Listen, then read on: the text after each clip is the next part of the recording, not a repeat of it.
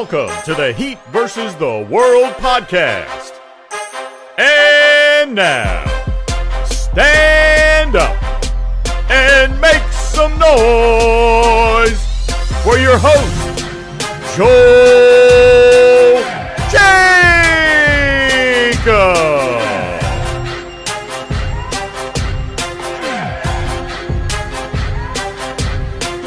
What's going on, y'all? Welcome back to another episode of the Heat versus the World podcast. As always, I'm your host, Joe Jacob, and I got my guy Kay with me. And today we got a great episode for y'all because, in case y'all missed it, Miami went into TD Garden last night and they stole game one against the Celtics. And this is a really good feeling. The game was overall really fun to watch, especially seeing Jimmy Butler do what Jimmy Butler does, because I'm not going to lie, going into this series, I was a little concerned about how Jimmy would be, because during that Knicks series, specifically during like the final 2 or 3 games, you could really tell his ankle was bothering him. Although he had solid performances in those final few games against them, you could tell that he wasn't really that guy, because he wasn't really cooking like he was, before that he suffered that injury. So it was such a comforting thing to see him do what he did last night, because he looked like the Jimmy Butler that we have seen in this playoffs, being that killer that he's been, So it was a great thing to see overall, and the Heat were able to get this win, which is most important, because, and this was something that you talked about, Kay, in the last pod that we did, Miami needs to win game one, or at least just win one of the first 2 games in Boston. That's the way we compete, and that's how we really give ourselves a chance to compete. There's also something else that I would add on to that, but we'll get into that as the pod goes. But overall, Miami was able to win this game. I'm in such a good mood. Hopefully they keep this going, and I don't know, man. Everybody was doing their thing. Like, I'm talking about Jimmy, but we look at guys like Bam Adebayo who looked great too. And there was so much commotion about, oh, he's going up against Rob Williams. What is he going to do against him? Man, screw Rob Williams. Bam still did his thing, bro. The dude was cooking last night. And the same thing goes for the other guys too. Like, one thing that we don't talk about, I saw a crazy stat yesterday. This man, Kyle Lowry, is literally top 3 in assists, steals, and blocks in this playoffs right now. That is impressive to think about. Like, the guy that we were giving hell all this time throughout the regular season. And correction, the guy y'all were giving hell. Continue. Oh, that's true. I gotta give you your flowers, Kay, because you wasn't on the Kyle Lowry hate train like a lot of other people. And I ain't gonna lie, there was times where I was starting to get questionable about him too, but the man has really came out. He's really done his thing. And I tweeted this on the Heat versus the World page yesterday. A huge difference between last year's playoff run and this year, and you've really felt this difference, is the fact that we have a healthy Kyle Lowry. We didn't have that last year, because game 4, I believe it was game 3, Kyle went out with that hamstring injury, and he was never the same after that. He missed basically almost the whole Sixers series with that injury. With that same injury, we brought him back, but he looked completely not like the same Kyle Lowry that we were seeing before then. And then the Celtics series, he was still kind of dealing with it. But this year, and it really goes back to the amount of games that he missed during the regular season, he looks really healthy. He looks in great shape, and the man's been cooking. So it's such a great thing to see overall. And I also got to give a big shout outs to guys like Caleb Martin, Gabe Vincent, Max Strus for also stepping up. It was a great thing to see overall, and I'm just really happy, man. Kay, what's on your mind? When you think about a guy like Kyle Lowry, you take it back to last season, and you mentioned that playoff stretch where he wasn't fully healthy, but you go back to one of those games in the Eastern Conference Finals. It was in the middle of that series. It may have been like 3 or 4.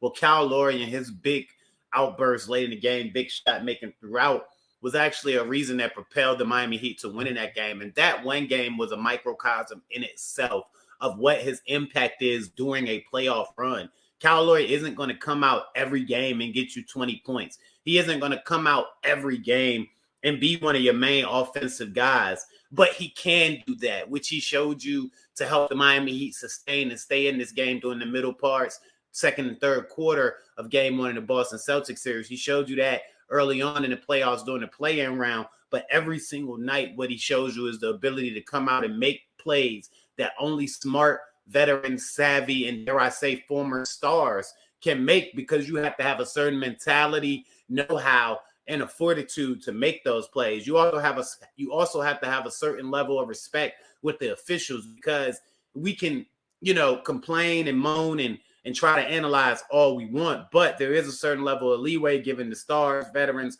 whatever, and what have you. And even though it's not cheating, everything's in the confines of the game. There's a certain level of physicality and get away withness that's afforded to guys like Jimmy and Kyle Lowry to make those plays that aren't afforded to other guys. Kyle Lowry consistently gets his hand in. He consistently breaks down. He's consistently causing havoc. He's consistently putting his body in the way of the rim or in the ball or as a barrier between this and that. And Jimmy Butler does the same thing. And for other guys, they may be fouls. But for those two guys in particular, at least for this Miami Heat team right now, those plays aren't fouls. They're just good, hard basketball plays. And they're being reffed as such because the referees know that this is just who these guys are. They've done it their entire career. And as I mentioned about Kyle Lowry and Kevin Love specifically, pseudo super duper role players for us, they're former stars, and they still can be stars for 16 games, or at least 10 minutes in each game of 16 games, which is all you need them to do when Jimmy Butler's on this level and Bam Adebayo is being as assertive totally in all facets of the game as he is. Right. And just to add on, man, to see our guys step up and do their thing, it's really important for the squad. And, I'm a little worried about Cody Zeller because, we were really praising him just a few episodes ago, but I don't know, he's kind of scary. Let me walk you back off the ledge before you get too deep, Joel. So here's the thing with Cody. I understand why you can scratch your head, but at the same time, that same thing we mentioned is still present. It isn't always going to be beautiful. It isn't always going to be, oh my God, he's masterful in the pick and roll with Kyle Lowry with Cody Zeller. Where he excels is being an actual big body that looks like he's 7 feet and knows how to play like he's 257 feet. Yes, there were some head-scratching plays last night, and there were some times where you're like, what is he doing? But I'll also point to two things, one being an effect and the other being a specific play. The effect of having Zeller in there is allowing Bam to be able to take those lapses on the court, catch his breath, not fearing of giving him a break, allowing him to guard a guy like Jaylen Brown. And it also puts you in a position where Rob Williams can't leave Cody Zeller, because even though we look at Cody Zeller as a second-tier guy who was a first-round draft pick, top pick might I add, he has those tools and that ability. So Rob Williams knows he can't actively and readily leave him down there, which even if it's only for 3, 4, 5, 6, 7, 8, 9, 10 minutes at max, that absolutely helps Bam. And then you also look at it from this perspective, that play that I mentioned. Rob Williams routinely grabbed offensive rebounds and a couple of times grabbed them to go back up and get a dunk. Now, he didn't kill us, but he did it quite a bit because that's what he does. But when Zeller was in the game, this one instance that it happened, an offensive rebounding chance, Rob Williams didn't immediately come down with it. The ball was volleyballed around until eventually the Celtics got it. And just having that presence there alters the game. And I'll point to this. Do you remember in a part of the season before we got Zeller and Kevin Love? And again, I mentioned it the whole while. I'm not caping for Dedmon. Show me a better option was always my thing. And they brought two in. Something specifically I said as it came back up maybe about 2 months or so ago. But with Dedmon in the game, you actually got nervous without Bam because you could physically see the drop-off from a presence, a physicality, and just having someone to be a barrier standpoint. You don't notice that drop-off with Zeller and Love. They may do some questionable stuff. You may be like, why did he do that? But you never fear getting Bam a small break. And that's what the important thing is. Right. And I just got to say, I never really thought about that, what you mentioned with Rob Williams and those offensive rebounds, because that's actually true now that I look back at last night's game. I think the main thing that kind of just gave me the fear about Cody Zeller was the fact that some people were saying on social media, the game almost looked like it was lost the second the fourth quarter came in Cody Zeller was still in the game. You know, like, do you think it should have been like that, or do you think like Bam should have been in the game? Because I don't know, man. Because I can't ever argue playing Bam more minutes. Like, I can't ever argue that. But I hate when people bring that point up. Like, we aren't, one, a team that those same people that are complaining had playing or going for ping pong balls. And two, like, these Celtics aren't the same team that many of those same people were scared of. When I said that we were their kryptonite, by the way, you have to throw that, because I'm not going to stop saying that, by the way. Oh, yeah. But three, also, this Celtics team is the one that just absolutely dominated Philadelphia. I don't mean beat them. I don't mean barely won. I mean dominated. Got Doc fired. Got James Harden thinking about going back to Houston. Got Joel Embiid up there stealing balls from Giannis. Steps to success. I mean, dismantled the franchise. Really put a stamp on the ending of the process. Like, we have to acknowledge that this Boston team is talented. Now, they're not as good as they were last year from my perspective. I don't think they're that much better than the Miami Heat, if they're better at all. And, of course, we see what heart and teamwork can do when there's a small difference in the talent and the quality of the team, lack of speed. Having more heart and playing better as a team can overcome that.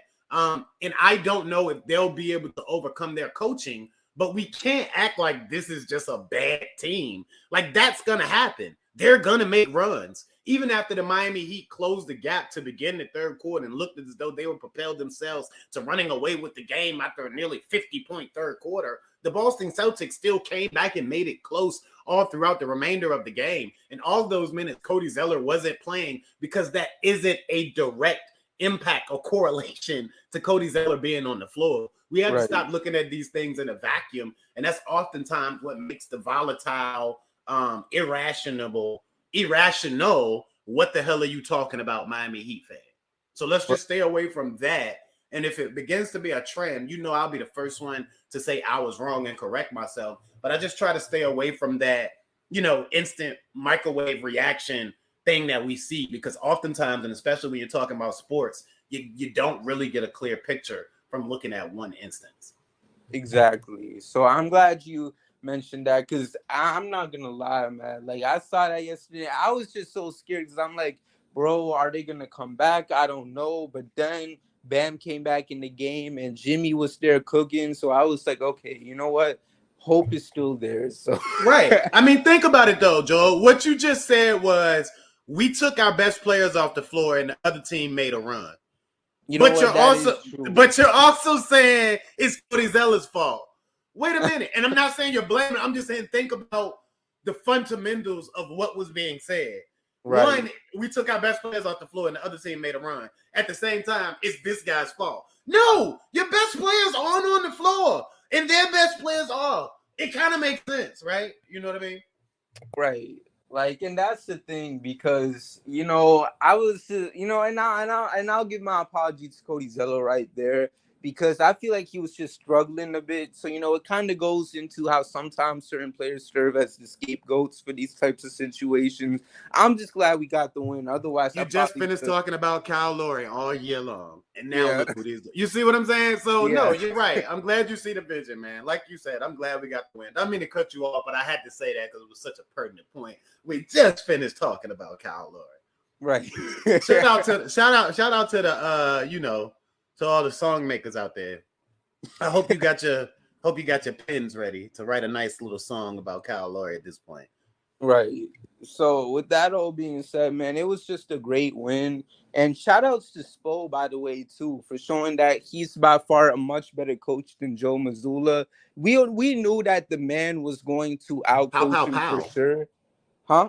Oh, yeah. I thought you said how for a second. My bad. No, I said pow. You shooting directly at him. I mean, Jesus Christ, name him, why don't you, Joe? I mean, shout out to Spo for making a fool out of Joe Mazzulla, having him come up to the press conference and look like the little man that he is once again. Shout out to Spo for doing that.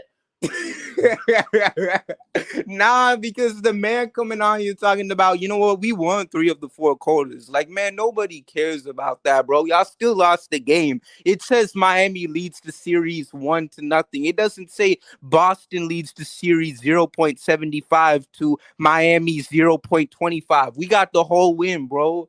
And like they out here making up all these excuses. Like we knew Spo was gonna come out here and cook this man and make him into complete barbecue chicken. But bro, I was I If you wasn't can break expecting out a your massacre. calculator to analyze like what happened during the game, Mm-hmm. you probably just need to shut up. Because, like you said, bro, yeah, we won 0.75%. We won 75% of the game. That's 3 quarters, 0.75. But it was just that last fourth that got us beat. Exactly. At the end of the day, it's about the final result of the game. That's the thing. Like, that's the difference between like Celtics and they stuff and the Heat with their stuff. You think if we lose a game and we're in that same situation as them, you think Spo gonna hop on the mic and tell them that we won 3 quarters of the game and we should feel proud about that? We should maybe hang a banner for that? No, he's not. All right, because at the end of the day, you only get one whole win if your team has the higher result at the end of the game. Like I said before, you're not going to get, a 0.75 lead the series to their 0.25. So I don't know. It's hilarious. Like I said, we already knew that Spo was going to outcoach the hell out of Joe Mazzulla, but seeing it last night was fun to see, and I cannot wait for that to be the continuing factor throughout the series. So God bless Spo because he's still doing his thing. And I saw like this one tweet that went viral last night where this man said that Eric Spoelstra could take people from Twitter, people off of the timeline to join the Miami Heat, and he'd still take them to the conference finals. And that is a freaking bar right there because that is so true. Like that man is so gifted at what he does. And like if I'm just so grateful we got him as a coach, man. Like Absolutely. I mean, you hear people echoing it now, and it's something that I've only been, with the network for going on maybe I don't know how long it's been. It's been a little bit now, but not quite a year yet. But I don't know how long we've been interacting. But that's the thing I've always said about Spo. And I've literally been saying it for about 8 years. Nobody consistently gets the most out of the lease like Eric Spoelstra. Like if you're supposed to win 20 games, he's going to win 40. If you're supposed to win 40 games, he's going to win 55. If you're supposed to win 60 games, he's going to win a title. Like nobody consistently gets the most out of the lease like Eric Spoelstra. Now, players are going to have up years, up periods, up times, down periods. But even inside of that, nobody takes old grapes and makes new wine as well as Eric Spoelstra. I mean, you have to admit, anybody. Exactly. He'll make the best out of any sort of situation, man. Like you could give him like the worst players in the world possible, which you can make an argument was the exact scenario he was in just a few years ago in those dreaded Luke Babbitt days and all that. But he will I still was just find about to go there. Just about to go there, bro. I want to say what? I mean, shout out to Grooves, but Rodney McGruber was like a key rotational piece. You know what I mean? literally. And like you see that with a lot of the guys. And like one thing I'll say is like you see people trying to poach our players and stuff like that. But at the end of the day, you can get them from our team. But as long as Spo isn't coming with that deal, how much are you exactly accomplishing by getting one of our guys? Because like I'm just saying this because I got nothing against him, but when we traded Josh Richardson to the Sixers for Jimmy, like so many people was acting like Josh Richardson was really gonna be a special guy and was really gonna take the Sixers somewhere. Since then, the man has been on like 5 different teams since leaving Miami.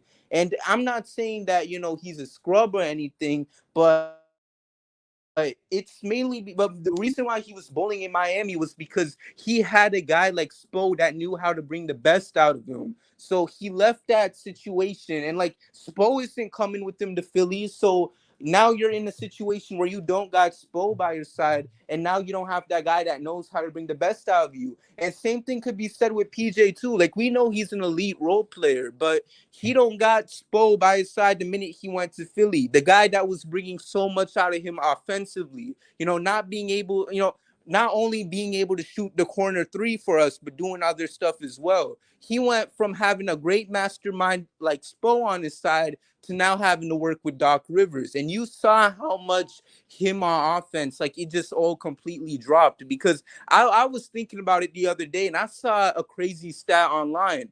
When he was with Miami last year, he only played 71 games with us. He scored a total of 539 points all season. When he went to Philly this year and played 4 more games there compared to how much he played in Miami, he only played like 75 games. He only scored 266 points, man. Like his what's it called? Points overall literally was cut more than half when you look at how much he scored in Miami and how much he scored in Philly. Like that just shows how special guys like Spo is. Like even if you poach one of our guys, like unless it's a star like Jimmy or Bam, let me just knock on wood real quick if I can find some wood. Like, you know, unless something like that happens, you're not going to be able to steal a role player from us and expect the very best from them. Yeah, they might look like guys in Miami, but can your coach utilize them the way how Spo did? And what we've seen whenever these guys have poached one of our guys, you know, it hasn't worked out because they don't have that type of mastermind. And I just want to make that clear because you hear the rumblings now about, oh, Gabe Vincent this, Max Strus this. Okay, so what? Y'all steal one of our guys. What are y'all going to do next? If anything, y'all better off just leaving them in Miami where someone actually knows how to use them. Because I don't care who your coach is. Unless it's someone like a Greg Popovich or whoever, like I'm not giving them any trust whatsoever that they can actually bring the same elite levels that we've been seeing from our guys when they was in the Miami Heat uniform. I know I went on a bit of a rant right there, but I just had to say it what it is. Oh no, you good, bro. You good. Because I mean, you exactly right. And that's something that I kind of, I'll say it. I tell people all the time. It's like, yo, you can't really judge a guy with Miami and without Miami because that's the gift and the curse. And they both work well for Miami. The gift is a guy's never going to be as good as he is once he comes to Miami. But that's the curse for other teams. A guy is never going to be as good as he was once he leaves Miami. And that's a product of the system. That's a product of the culture and what it asks of a player to be accountable, to make sure that he's coming in to give effort or he won't play, and to always work as hard as he possibly can in his minutes to make sure that he gets the next one. But at the same time, when you think about the guy that you talked about in Eric Spoelstra, he's always going to put his guys in the correct position to win and be darned or be not darned. And I think we're seeing him kind of come back around in an admittance through his coaching. I'm sure he's physically, literally had these conversations with Duncan, but through his coaching and decisions, we're seeing him come back around and say, hey, big guy, maybe I should have went back to you earlier, but what I did was for you. Because Duncan is again confident. Duncan is again a threat. And this isn't a Duncan segment. It's just using that as an example to the points that we're trying to make. Exactly. So with that being said, man, shout outs to Spo for doing this thing. Coaching rhombuses around Joe Mazzulla. Diamonds, octagons. All the shapes possible. Nonagons. I think that's the thing. I think that's like a 9-shaped dome. Yeah, that's a 9. Decagons are 10. I did you out. Yep. So yeah, man, shout outs to Spo. And like, so now let's look into the series altogether, because we didn't really get a chance to focus just mainly on the Boston series, because the last time we was on here, we just beat the Knicks, and Sixers and Celtics had yet to play the Game 7. So I just want to know, like, Kay, like real quickly, before we get into our expectations for Game 2, like what keys are really important to you when you look at what Miami needs to do to finish this series against Boston? I know we're only one game in, but like, what's some of the main keys for you to, you know, make it back to the NBA Finals if you're Miami? No preference needed, man, because this is actually something, you know, we should have did prior to coming in the series, but just the way the schedule fell, I don't think that we had a chance to do it here on the main pod.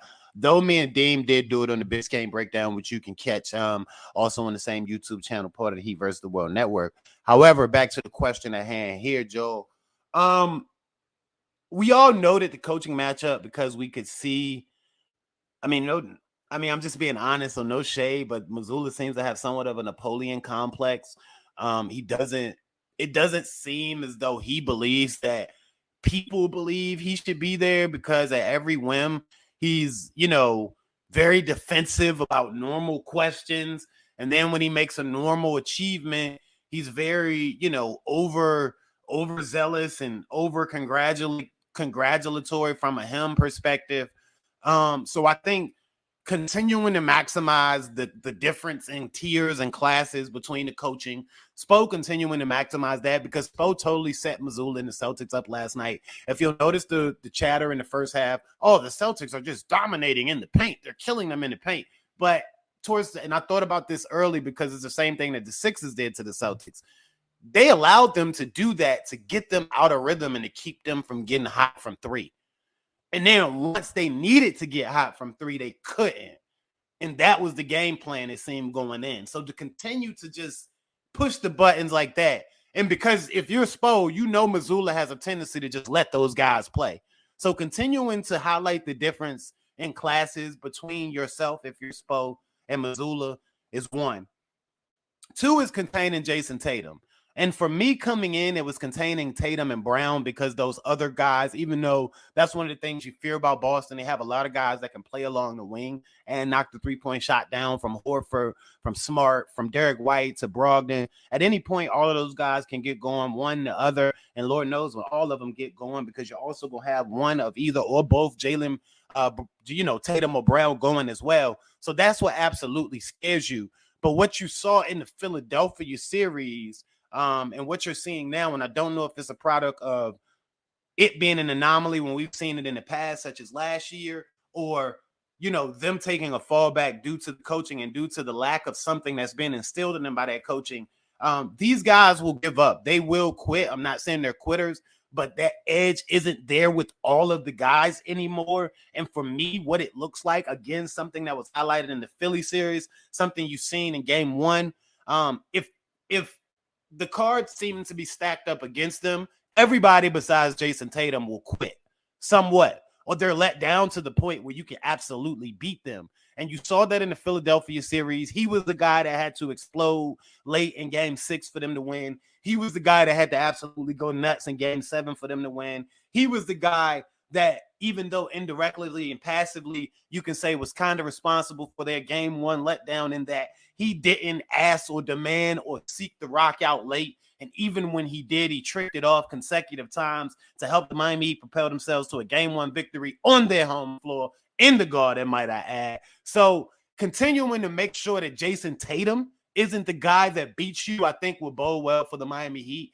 And lastly, look, man, if Bam Adebayo continues to be assertive and it's not aggressive, make sure I always have noted this for the last 2.5 years, the word that I use, assertiveness. If he continues to be assertive, and that not only speaks from a shots attempted perspective, but if he continues to just say, I'm going to challenge every rebound, I'm going to use my athleticism, my strength, my very unique skill set and abilities, the way that I move on the court to impact the game. I'm going to throw myself around with control, recklessness, and great effort, of course. I'm going to throw myself around. I'm going for everything. I'm going to scrap. I'm going to claw. I'm going to fight. You're going to have to see me on every play. I'm going to grab it. I'm going to push it. I'm taking you. I'm middying him. I'm doing everything I got to do to help my team win. If we continue to see this assertive Bam for 3, then the Miami Heat's chances of not only winning this series are well, but any ball game that they play. And that has been the case for the last 2 years. So those are my 3 keys coming into the series. And after seeing game 1,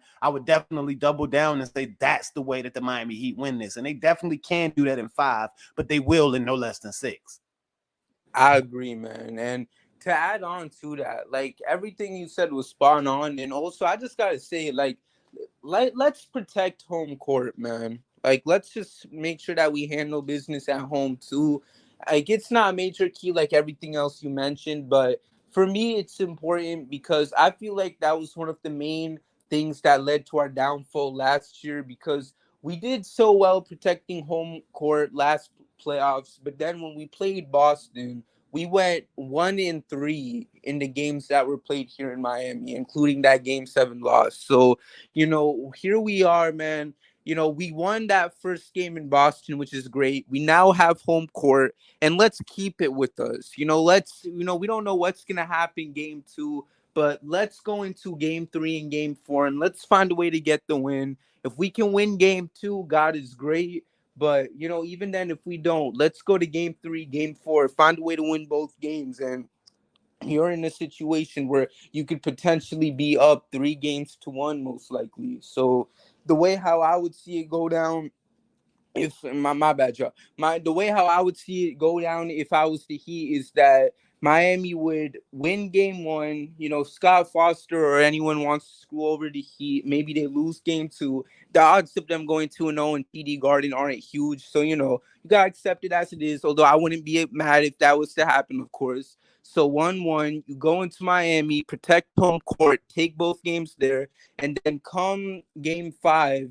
Maybe Boston takes that because they don't want to lose on their home court, and then Miami closes it out in 6. That's how it could go. Like, I think that's a possible situation, and hopefully it ends up like that for the Heat. I strongly believe this squad could get it done, man. Like, I just need them to protect home court, take care of business, and let's just get our revenge, man. Because right now we are on a whole revenge tour right now. Like, here we are playing the team that took us out of the running last year, and we're in a situation where we could potentially play the team that didn't get to play us healthy in the finals the last time we saw them. So I mean, at this point, screw it, we bowl, man. Like, just give us whoever and let's do our thing and let's get this banner number 4 because I've waited too long for a championship and I want to see Jimmy Butler get his ring. Like, that's something that's beyond important to me right now. I don't care about no trades. I don't care about any of that. Let's get Jimmy Butler his ring and we can do all that other talk later. You feel me? So let's see. I totally do, but you mean tell me you don't care about ping pong balls in the 14th pick, Joe? Oh man, it's cool and everything, but we'll just have to settle for the ring instead, unfortunately. That's all. We'll just have to settle for the ring.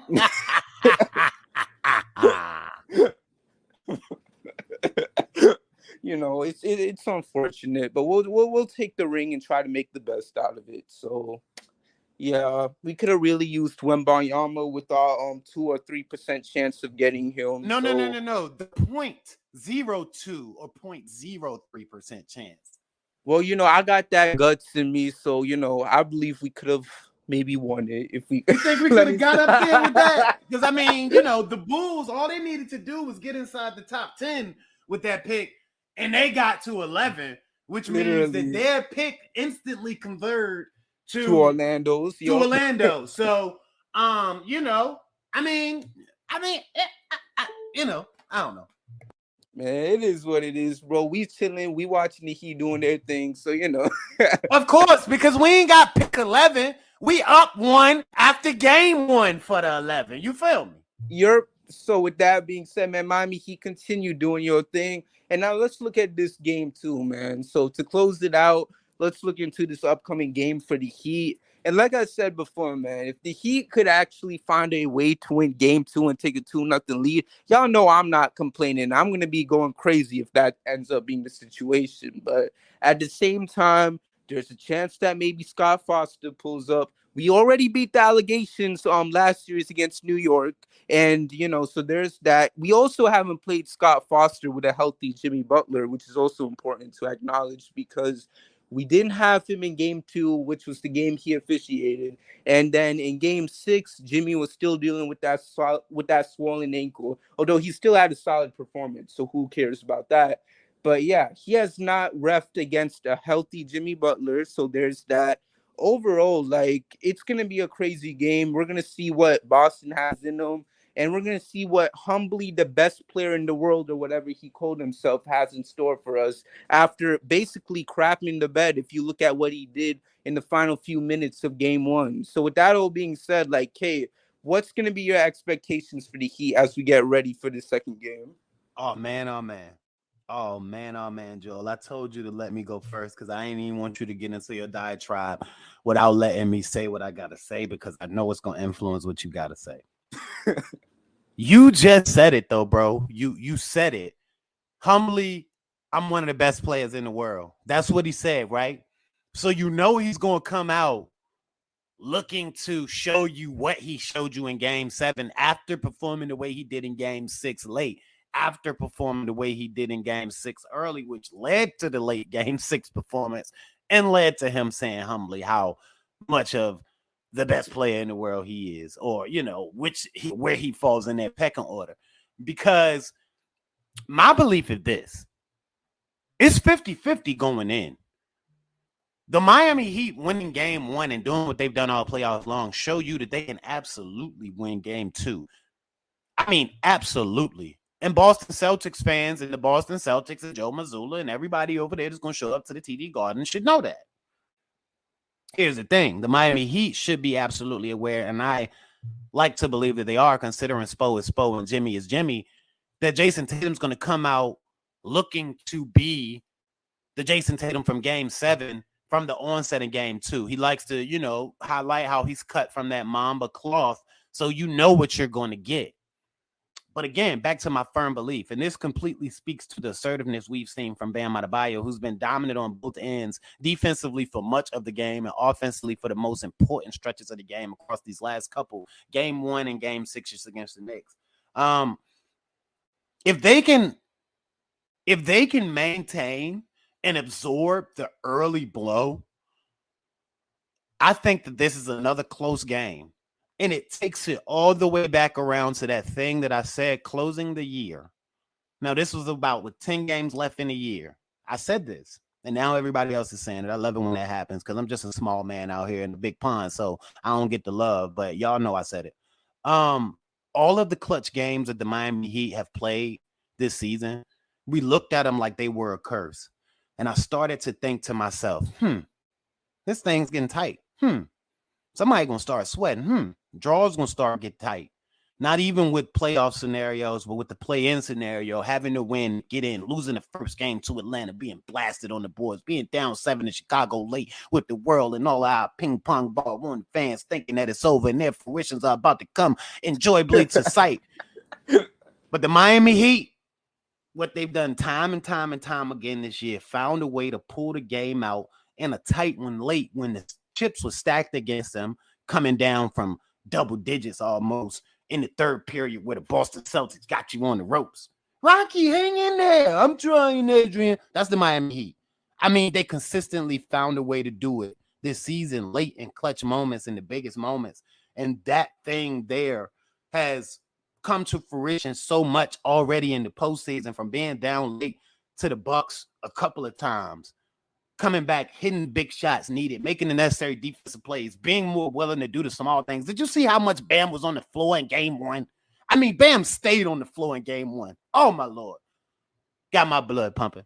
I mean, just that experience, that ability, because at this point, it's an ability. It's something that they have honed in and they know how to do. It's a superpower almost.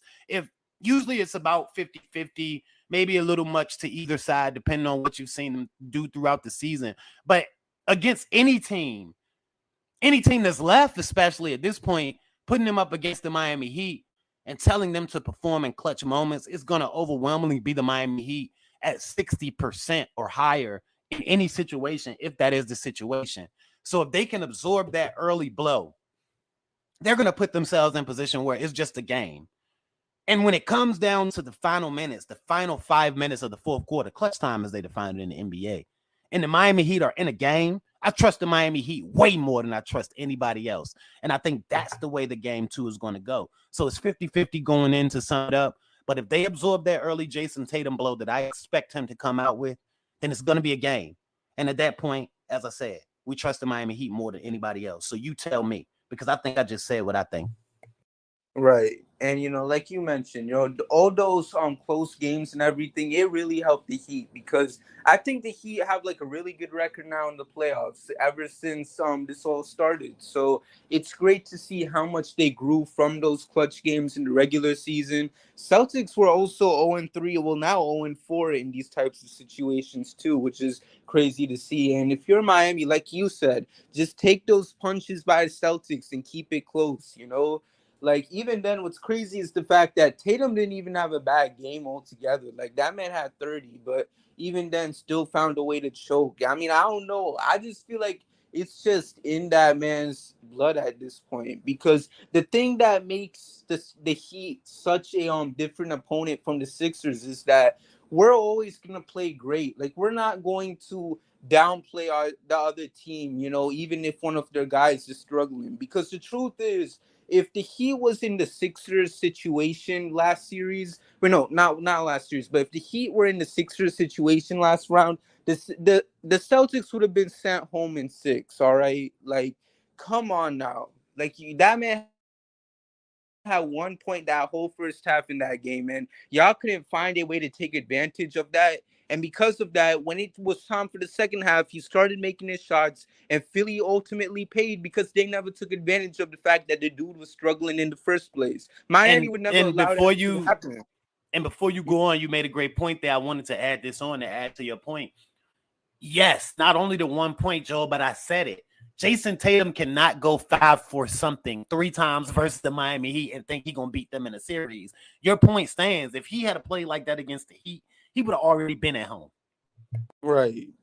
So that's the thing. Like, he got bailed out a lot, whether if it was that or winning game 2, which he only had 7 points, by the way. There was multiple times in that series where he really avoided the potential of really getting cooked for some of his performances in the past. And now he's in a situation where this Miami Heat team is not Philly. They're not going to bail him out by choking whenever the opportunity comes for them to seize the moment. Miami will go for it. So Tatum knows that he's in a situation where, the margin of error is not as big as it once was compared to playing like a team like Philly. And I just wanted to mention that because so many people were saying as the series was coming around that, oh, Miami's never played a team like Boston, even though we literally played a team like the Bucks, that was literally the best team in the whole NBA, and then the Knicks, who is kind of we don't talk about them, but who cares? So there was that, but at the same time, Boston never played a team like Miami. Like, they played the sorry Hawks in the first round, and then they played the Sixers, who we already said like, they choked it up completely. Now they got to play against the Heat, a team that isn't as sorry as Atlanta, and a team that's not going to choke the way how Philly choked against Boston. So they're in a different situation as well. So all this being put together, like, I just expect Miami to play another good game. If Jason Tatum shows up, that's great. But like you mentioned, I just anticipate Miami to take every punch possible and make this a really close game. And, last night's game was a game of runs. I wouldn't be surprised if that continued in this game. So if Miami could, like I said, it's kind of like a boxing match. Everyone's going to throw their best punches possible. If Miami can just maintain each punch that's thrown at them and they could just throw some good ones themselves, like, we should be good, man. So I'm not really stressing anything. That's going to tell us a lot, though, about how this series is going to go, I do believe. And I say that because traditionally over the last couple of years, after Boston has been beaten, they come out in the next game and they jump on you early. I'll admit that. So that's why I stress that if the Miami Heat can absorb that early blow, keep it close, or dare I say, deliver the first blow themselves, then the sky is the limit for them in this game too. I believed, I know you believe, we believe that they were going to win anyway. But if they can absorb that early blow, like I said, or deliver the blow themselves early in this game too, then whoa, So again, like we said, at the very least, it's going to be a close game because we know what the Miami Heat do. And as I mentioned coming into the series, the Boston Celtics want to punk you. Now think about it. We mentioned the fragility of the Philadelphia 76ers. The Boston Celtics basically punked them and said, hey, we're going to go harder for longer than you. And if that doesn't work, their talent tends to overwhelm you. So on one end or another, they dominate you by punking you with their talent, or they outwork you. Well, here's the thing. They can't outwork the Miami Heat.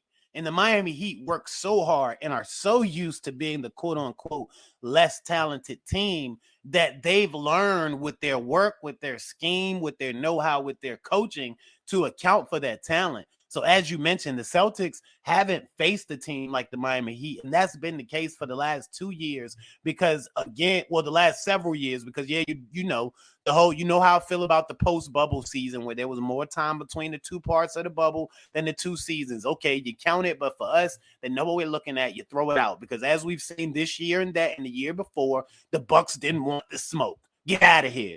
Bucks pack, Steps to Success pack on sale. So I mean, those other years, though, where they're playing the Celtics, they beat them in the first year. And then last year, it took them to a game 7 off of a Jimmy Butler clutch shot. And the refs giving them the first 2 games. Yeah, I said it again.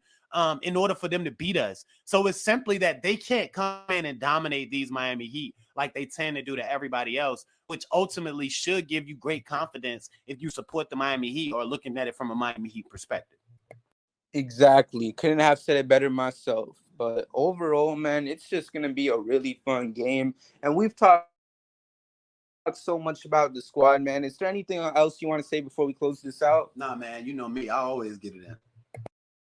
Bet. So with that being said, y'all, thank y'all so much for listening to today's episode of the Heat vs. the World podcast. Make sure to follow me on Twitter at JoelKJacob_ and my guy K at K_said_K.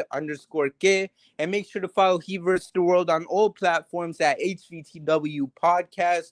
And feel free to check out our YouTube channel at Heat vs. the World. Make sure to subscribe so you get access to not only all of our podcast episodes, but also other content like the Biscayne Breakdown featuring K and Deem. They dropped the episode just a couple days ago, so make sure to check it out if you haven't already.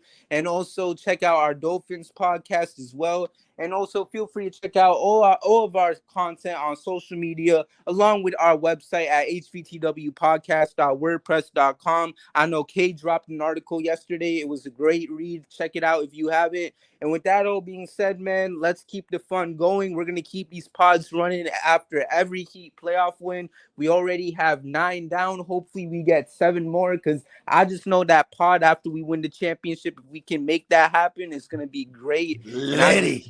Yo, I cannot wait for that. So with that being said, y'all, Miami Heat, keep doing y'all thing. We believe in y'all. Shout out to y'all for taking game 1. Shout out to the Florida Panthers, by the way. They in the conference finals too as the 8th seed. So we got to give them some love too. But with that all being said, man, shout out to the Heat. Keep doing the job. If y'all can go up 2-0 against Boston, that's great. But aside from that, we lit and hit my music because we out. Thank you for listening, and we'll see you next time with a brand new episode of the Heat vs. the World podcast.